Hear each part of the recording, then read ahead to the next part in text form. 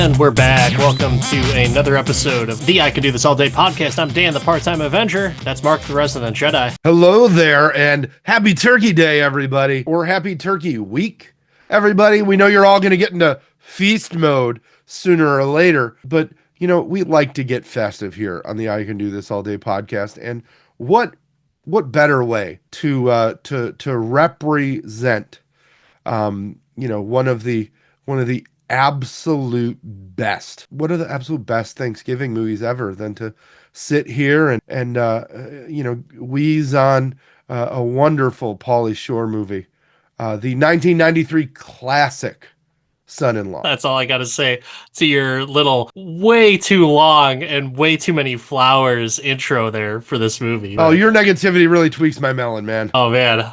Whatever.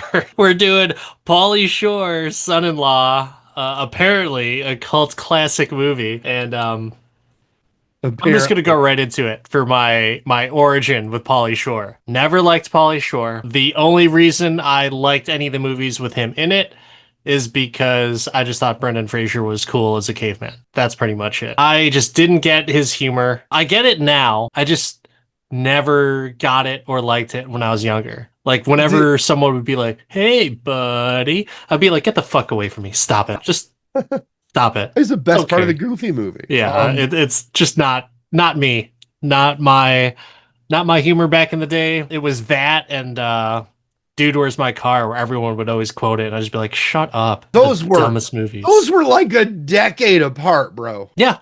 When I was younger. So but those are two specific ones. I mean, people would always quote Pauly Shore, and then they'd always quote Dude, Where's My Car? And I thought they were both ridiculous. Sweet. God. Dude, what does mine say? Like, get the fuck out. Stop it. Come on. You've talked about shitty writing. That is shitty writing. Oh, man. So I've got to say, I do love me some Pauly Shore. And this is not by any means my favorite Pauly Shore movie. I mean, come on, Viva Los Biodome. Why? Viva Los Biodome. There's so many classics that he has. I mean, In the Army Now, Biodome, Son-in-Law, Encino Man. I mean, the Weasel gave us many, many quality things in his very short 5 minutes of fame. Well, speaking of, I like how they have, what do they call him in Encino Man? Brendan Fraser's character? He has a cameo in this. Oh, I can't remember what his little caveman name was, but in Encino Man? Berserker, Girls Think Sexy. I don't know. Link, because he was the missing link. That's what it was. Yeah. That was cool. I thought that was kind of funny. And I was hoping, it was just enough of a fourth wall nod. It's like, yeah, this guy looks really familiar. Couldn't be. But good stuff. Good stuff. This will be a fun episode because obviously I had strong opinions going into this and have had strong opinions about Pauly Shore. But was he just like a comedic god to you? No, not at all. I just, thought he was funny in a not any way that I wanted to be kind of way, just like an alternative, just out there rationale. But I always thought it was funny that he just kind of made up his own words and things, and I mean, who doesn't love the there's some great Pauly Shore quotes in these movies, and it's not like something you quote every day, but it's the structure of the phrasing that just makes me laugh. And just like, but why do you not quote it every day? Because it's not quotable. It's just not good. Yeah, it's not just good. In that moment, it's like you represent the alternative language that exists, but that us, semi-educated or non SoCal people just don't speak it in that way. And I think that it identifies now even more for us as old people as we try and listen to Gen Z or Alpha or whatever, use whatever capping language that they 6'7" be Ohioing. That makes no sense. So it was adult funny then because they're like, oh man, yeah, people say dumb shit. Now it's just like, oh my God, they really say dumb shit, But he was Pauly Shore was well before his time. He would have been like 6, 7, buddy. Eddie, Get out of here. the God. Wiz. All I can think about is that scene in the Goofy movie with the Wiz, with the Cheese Whiz. Oh, come on. Yeah, sorry. Goofy movie, not on my list of things to watch either. So, which I've heard that movie sucks hardcore and it's the most ridiculous movie out there, but supposedly very heartwarming. But why don't we? Well, okay, so I've kind of shit on it so far. What were your expectations going into this, and how long has it been since your last viewing of It's this movie? it's been a minute since I've watched some Pauly Shore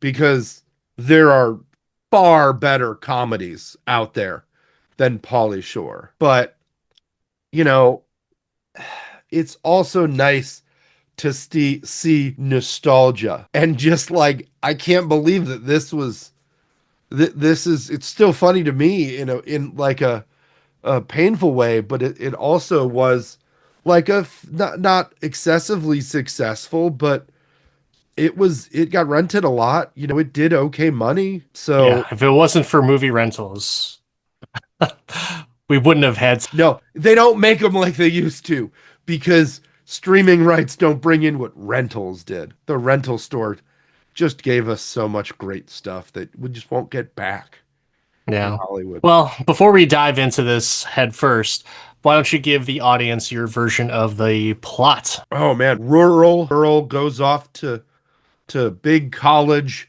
and becomes urbanized by her um let's call him ambiguous friend, the crawl, which I think they just should have used weasel because it's so good. Her ambiguous friend crawl, and hilarity ensues as their friendship turns to love and fake fake engagements, and he has to assimilate to the farm life from the city life, and all the good Green Acres jokes just come right back without Arnold the Pig. So you think they fall in love? I mean, I think that he's gonna pop her trunk at some point. So they're together at the end of the movie? I think that I think they end up together in the movie. I think so. I think in the end,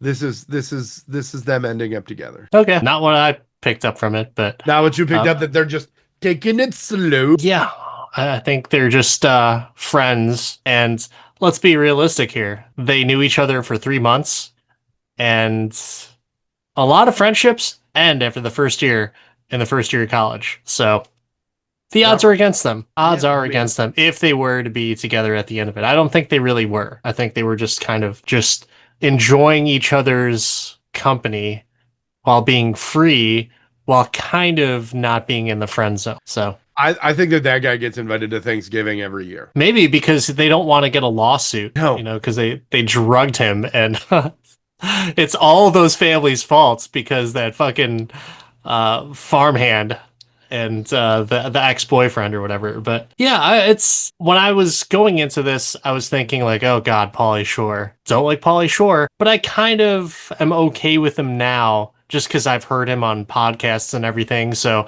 I don't despise him as much. He still is very much that character, but at the Oh, same time, like, okay, he I was can never handle not it. that character. That was just him being him. Yeah, which is not cool and not fun in my eyes. So that's where I was just like, nah, I'm good. But I Is thought I'd find a new appreciation of this, and there was a lot of things that I noticed about this movie. And number one, Pauly Shore and his just weirdness and just ridiculous way that he acts. It's just consistent in every movie that he's in. But Carla Gugino is just a younger Carla Gugino, and I'm just like, holy shit, that's the lady that is like she's been in pretty much everything, and it's just so weird to see her so young. I actually told my wife that she looks more like Carrie Russell when she was younger than she does like a younger Carla Gugino. So are you a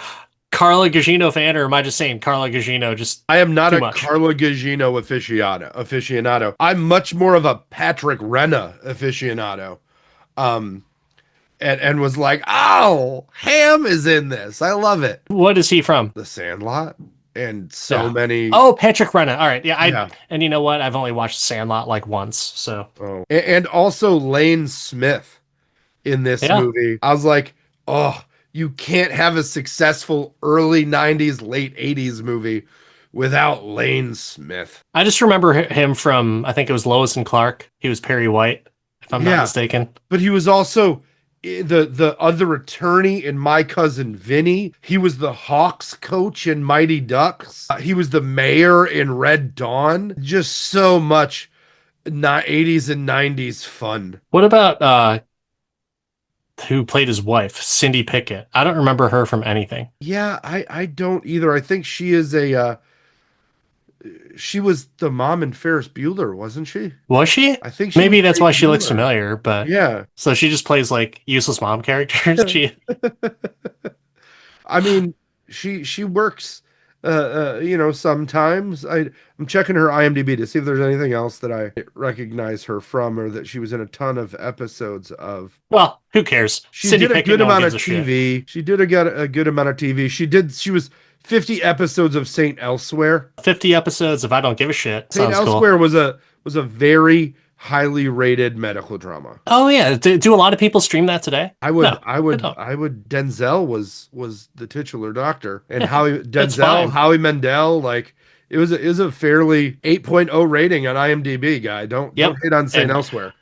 it's not tearing up the streaming charts now. That's all I'm saying. Like No, that's neither is Son-in-Law. You know what's not streaming anywhere? Son-in-Law. yeah. Had to rent this one. Kind of hurt. Kind It of hurt. definitely was like, oh, hey, I should go to the thrift store and there'll be a DVD of Son-in-Law somewhere. I was like, just do I need to press buy or rent? And then I was just like, oh, I think I found one on YouTube. And then it was just this clown, this dude dressed up in clown Indian. makeup. I saw the Yeah. same thing. God I damn saw it. the same thing and I was like, I think I found a sleeper cell video masquerading as a Pauly Shore movie. What's going on? I didn't even listen to it. Like I popped it on while we were eating dinner, and I was like, "What the hell is this? Can you skip What? this ad?" And he's like, "It's not an ad. It's this guy talking on the TV." I've never wished I bought the new AirPods that would translate for me so I could see how this Joker was trying to brainwash me in whatever language that was. I love that we're talking deeper about a scam YouTube video than the actual movie we're here to talk about for everybody's Thanksgiving. Anybody else from the cast really jump out to you? Anybody you were like, oh, love that guy? Or Graham? Besides Kelly Kapowski, I was hoping you would just bring up Carla Gugino. That's all I was like. Yeah, Oh wow, no. cool. She's in this. Said that like 9 different times. Like every time she's on the screen, like you could tell that there's a little bit of I'm a Carla Gugino fan, so it's like she's here. Although she looks a lot younger, so it looks kind of it's kind of weird for me because I just remember always her being this woman, and so it's like not quite my type, Not there for you. Yeah, no. You've got these bit players in there too. It was, I think the cast for an 80s movie, just great. Or an early 90s, late 80s movie. This is what you want to see at the video store. You're like, oh, I kind of recognize this person and it's Pauly Shore. Let's go. But how ridiculous is that fucking plot? It's just so off the wall bananas, and it What do you doesn't even mean? really make It's like- sense. It's a teen movie thing that's happened a million times. Like, oh, gotta meet the parents, and then oops, hilarity ensues, right? I mean, isn't this the same plot as what's that? The wedding movie with Dermot Mulroney and the chick from Never saw it. yeah, no, my wife loves it. Deborah Messing. The wedding date where she just hires somebody to it's the classic Beard story from Hollywood, and Hollywood is But they never tell the truth. That's the difference. Every other movie, there's like, we got to tell them the truth, and like, I have to say something to you, and then they unveil it, and everyone's like, oh, so the whole time you were faking it. But in this one, they're just like, fuck it, let's just keep it going. I really like this family. Let's not get into any shit. Even though just a few scenes before I said, if you're not going to tell them, I'm going to tell them. Like, no one tells shit. Nope, not at all. Very, very indicative of kids around that time going off to college and just lying their balls off. I mean, that's what happens. If it doesn't do good for you, you can hide it. It's fine. It's fine. So, what are some of the things that, from the nostalgia aspect, What really scratched that itch for you, and what did you like? It was all of the terrible Pauly puns, like the tractor scene where he's just randomly driving through and he ends up signing his name in the cornfield. The fact that Flea is in this movie for a minute as the tattoo Oh, was he? artist. I didn't catch him. Yeah, when she gets the butterfly tattoo early in the movie, it's Flea. He's the guy that said, Oh, "You pick it, I stick it." I Just guess I like didn't pay attention. I probably wasn't looking at the you TV at were that time. already like, "This is terrible." But all the like farm inbred jokes, the thing where he goes, "Oh, you have chickens? Are they original recipe or extra crispy?" That stuff is so, I don't know why it's funny to me, but I love it. I don't know either why It's it's it's funny, it's but so bad, but just like it's like a warm hug of the 90s when everything was okay and there weren't crazy reality stars running the White House and like movies only came out about other movies that used to be out at some point. Like this was original in its own way and just found its own way out there. Like this movie wouldn't be made now. I mean, what other nepo baby could make this movie? I And mean they Pauly Shore have is like sort of done the this. OG nepo baby. There's a Christmas movie on Netflix that was very similar to this, except it wasn't like a um gosh, what was it? Love Hard. Love Hard is the holiday movie, very similar to it, where they say that they met each other and it's like he catfishes her, but then they lie to the parents and say they're actually together, and it's just hilarity ensues. But I don't know. I've seen this before, and the only thing that was kind of like somewhat surprising was like the inbred stuff. Like, dude, you got some balls to call people inbreds to their face and like, And like rub them on the chin. yeah, like, ooh, Just this is nice, all an of the inbred person. Pauly stuff just does it. Like I really like I feel like this is gonna lead to me watching additional old bad Pauly Shore movies, like In the Army Now and Jury Duty, and just some Biodome. Like this is a great holiday movie because you can then spend more time with your family and your kids. If your kids are under the age of 30, they've never seen Pauly Shore. And this is a great way to introduce them to the Weasel. And you could have a whole tryptophan fueled fest of Weasel movies. There's enough out there. And I mean, what better way to bond with your family than to watch terrible cinema? I'll tell you that Encino Man is a million times better than this, just because they balance that shit out. Like he's not the main character. I He's mean, one there's of the two main Oscar winners characters. in Encino Man Yeah, but and Sean there's Astin. there's that just an overall cast that takes away and can help balance out the stupidity of the Pauly Shore humor, because that was always my least favorite part about any of those movies is him and his humor, his delivery. It's just there is a genuineness about his character though that I appreciate. That's like, oh, he's just a nice guy. He's a drugged out nice guy, weirdo hippie, and he's harmless. It's just that harmless can be annoying, and that's why I'm like, that's one thing I can't do is annoying. I mean, if So this that's movie annoys you, like talk to me about like Biodome or In the Army Now. Biodome absolutely annoyed me. Oh, Biodome's so Absolutely good. annoyed me. I feel like In the Army Now would be like to the next level annoying for you because you put Pauly Shore and Andy Dick together in that classic. I don't remember watching In the Army Now. I know I watched it, but I Oh, probably didn't pay much attention to it because I don't care about Pauly Shore. And oh. there's just people like he is at the top, maybe even just the top spot, but top of my list or near the top of my list is to like just how I will not see a movie because that person's in it. Oh, I'll man. watch Encino Man, but I don't picture that being a Pauly Shore movie. Yeah, no. Like this is a Pauly Shore movie for sure. Yeah. Oh man, I feel like We should do a Pauly Shore month at some point and just do one. No. Hey, you know what, everyone? Breaking news: the podcast is ending. It's over. Breaking 3 news. years, now it's done. Just What decided. started with Homecoming has ended with Son-in-Law. Yeah, yeah. The movie that wrapping broke it up. Dan. It wasn't nothing but trouble that broke him. It wasn't Twilight that broke us. It was Son-in-Law. Yeah. It is the Yoko Ono of movies. Pauly Shore is Dan's Yoko Ono. That movie has a 21% critic score on Rotten Tomatoes and 58% audience score. That's even more shocking. I would have expected like the audience score to be sky high because I don't know, that's just how a lot of it works for a lot of those movies. But IMDb 6.0 out of 10. Which is shocking to me. I thought that this with is the audience score, though, man. It's like a 60%, baby. Which I think it should have been a 4.5 C. IMDb, and I'm okay with the Rotten Tomatoes. Is 60% a C in 2025 with No Child Left Behind? It used to be a D for us.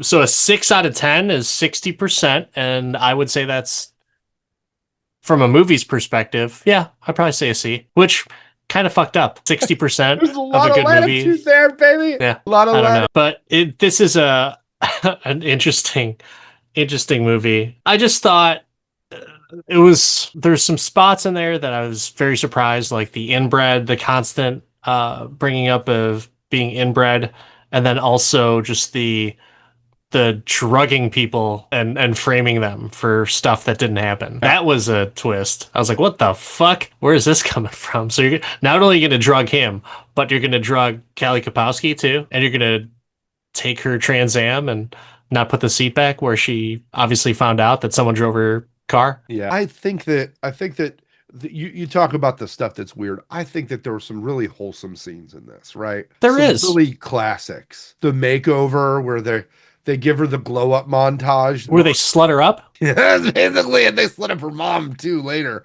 in the line dancing thing, where they let Pauly Shore just freestyle a line dance, and he talks about like polishing wood and stuff. It's funny, dude. I mean, so what's the wholesome scenes again? I'm confused. I don't know. The first day on the farm, not wholesome. The food fight. I would say like the wholesome is at Thanksgiving dinner where they actually start talking about when the dad starts talking about nibbling on some grindage or whatever the fuck he says. The old man. I hope I can whittle some wood with you one day, guy. Which is another amazing like moment where he's just screaming at him and he lets out this giant spit of chalk. I hope I can whittle some wood with you one day. And he gives him the it really twists my melons line about you. I wrote it down because it was, I copied and pasted it, but where he's like, it really tweaks my melons to see a buff bro like Crawl get wheezed on by a greasy scumbag. So just you chill. I'm just like, it's what you want. It's the family coming to defend the weasel. They've put their differences aside and seen the amazing glowing aura of the Wheeze. Yeah, that's wholesome. You hate it so much, like the distance. It's radiating not good from you. I like the wholesome moments, but it's just they have to shit it up by putting some more of the Pauly Shore dialogue in there. That's the thing that bothers me. Like, I think my favorite scenes are with Pauly Shore just talking, not being a moron, and those are the scenes that I like. So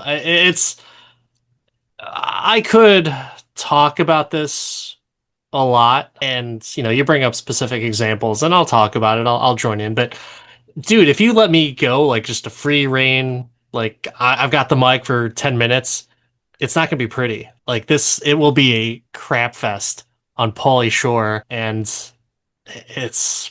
no one wants to hear that. Like there's a very important question to ask you about son-in-law. Before I get to that question and another question, do you think that this is, we're talking about this on Thanksgiving or the week of Thanksgiving, right? This is our Thanksgiving movie for the year. I feel like this could be watched with your family. I don't think you can watch with your family and you'll all be dumber and someone's going to be mad at someone else. Like, who fucking picked this movie? But it's not like, there's not like elaborate sex violence and heavy drug use. Like it's appropriate to put on at a Thanksgiving gathering. I would put that on the sex violence and everything Thanksgiving dinner. I don't care. As long as it's not this movie. Oh God.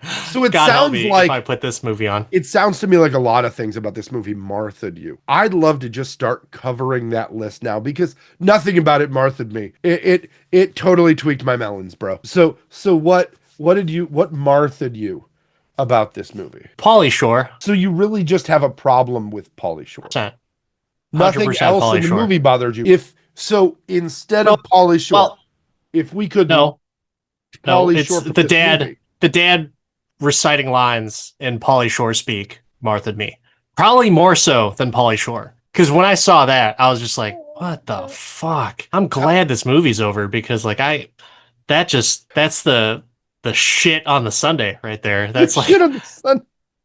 oh my God. Oh man, I Whipped feel cream like with the shit on top. It was just Lane awful. Smith getting into it was just, and the way he had to Ugh. lean in and talk about it was just Good grinders or good whatever. for him for putting the extra effort into it because you get Robert De Niro in that role and he's not fucking budging an inch. He's like, grindage. We're gonna need some grindage now. But De Niro did an amazing job in Meet the Fockers. Yeah, Like yeah, he did. I feel like, you know, I feel like De Niro would have done a great job with this. He would have, and I would have enjoyed it even more. He could have played the Pauly Shore role, and I would have enjoyed it immensely. Oh, yeah, no. I don't know. What else Martha'd you? Would you just the Polly? Who can we No, have I mean, really, taken that's out? it. Say you take Polly out of this. Give me another early 90s actor that had a stick that, you know, not necessarily the weasel, right? But that had movies that were of their that you know, it was a X movie, like it was a Jim Carrey movie, or if it was whatever. Like, who do you put in that role and it doesn't Martha you at all? Who would you have loved to see as the son-in-law? Screech. Dustin I Dunn. would. I would have been down with Screech. Not cool enough for this. Urkel would have been an interesting. Screech, Urkel, Jason Priestley, Luke Perry, Brian Austin Green, Corin Nemec. Um, anyone, anyone. But they're not as kitsch as a Pauly Shore. Yeah, I don't know, man. I don't think it needed the off the wall stuff. You could have had Bill Murray in as that And character. he would have went full What About Bob in it. I would have been fine with that. Hell, you know what, man? I might even be fine with Aykroyd in that role. I would be Aykroyd would have been the 100% dad. fine. Aykroyd's old enough to be the dad. Yeah, that's fine. That's okay. You could have played off like the whole I've been in college for 22 years because I majored in everything for half a semester. I did chuckle a lot whenever he would say like, oh, I used to major that. I majored that for a semester for a couple of years or something like that. I can't remember what it was, but I like that he's very well rounded. He's just an overall natural student. He's not a he's not a professor. He's just a student of life. I mean, he was the first Van Wilder. Yeah, maybe. Except not heavily masculine. Yeah. I mean, would Thornton Mellon be the Van Wilder? Perhaps. Through the better parties. Yeah. Bags plenty of women. So, but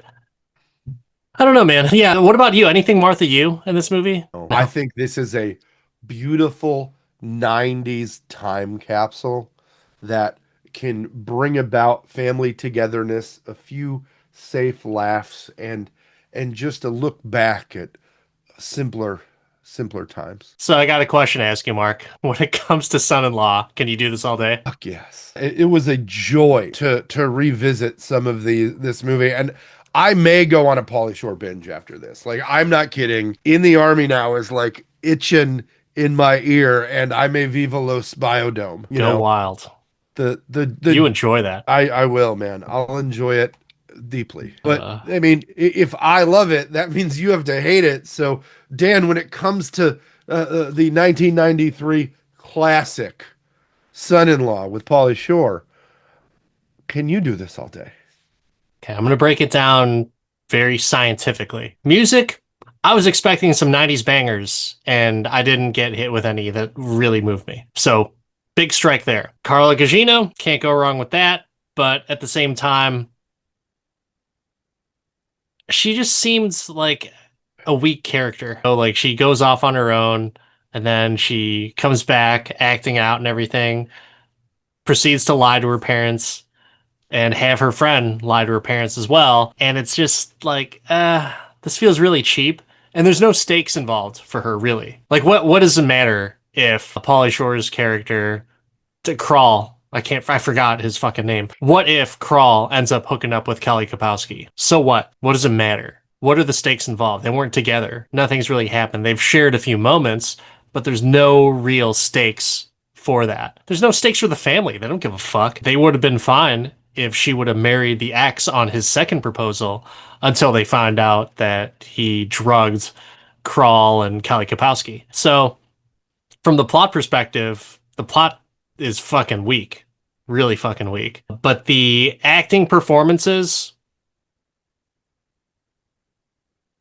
ah, I mean, Pauly Shore, you get some wholesome moments, so I'll give him some credit there. But Lane Smith, as much as I fucking hate it and it Martha'd me, he did some good acting to act like a big piece of shit like Pauly Shore. So it convinced me. It convinced me that he wasn't a complete utter piece of shit. So, but yeah, I'm going to say I can't do this all day. Just too many strikes. The music didn't hit, not enough 90s nostalgia. The type of humor that was in it wasn't my preferred type of humor, not even just in the 90s, but even today. And yeah, you put that all together in a movie that's the plot is super thin, then like, no, sorry. Not going to waste my time on it. And I'm not going to tell someone else to watch this movie if they've never seen it before. Never. Oh. If anyone ever says like, hey, what's some good Thanksgiving movies? I'm not saying Son-in-Law. I'm saying Four Brothers all day long. Oh, you know what I'm going to do when I make some turkey and stuffing this year, when I'm prepping the bird and mashing the taters and getting everything ready? I'm going to smoke the wheeze on the TV and watch some Son-in-Law. I'm just going to put it on because it brings me joy. Good for and you. I forgot how much joy it brings me. Well, I'm puzzled as to why, but good for you that you found your joy. We hope that our listeners have found their joy today by listening to us, but hopefully you are all having some good meals during this holiday week, because it kind of always does turn into holiday week, right? You end up bringing your leftovers to work, and you bring in some cookies for some other people just because it's a holiday party for Thanksgiving, and everyone's like, ooh, what are you thankful for? But hey, we're thankful for you, the audience, and yeah. This is Dan the Part-Time Avenger. That's Mark the Resident Jedi. Don't forget to like, subscribe. Let us know what you think about Pauly Shore, about Son-in-Law, about Thanksgiving, about anything. The I Can Do This All Day podcast is all of our socials. Like, subscribe, smash that like button. And we will see you on the next one. Don't have too much turkey or you're going to take a good nap. So maybe do. Maybe do. Maybe enjoy the turkey. Beast mode activated. We'll catch you next time, everyone.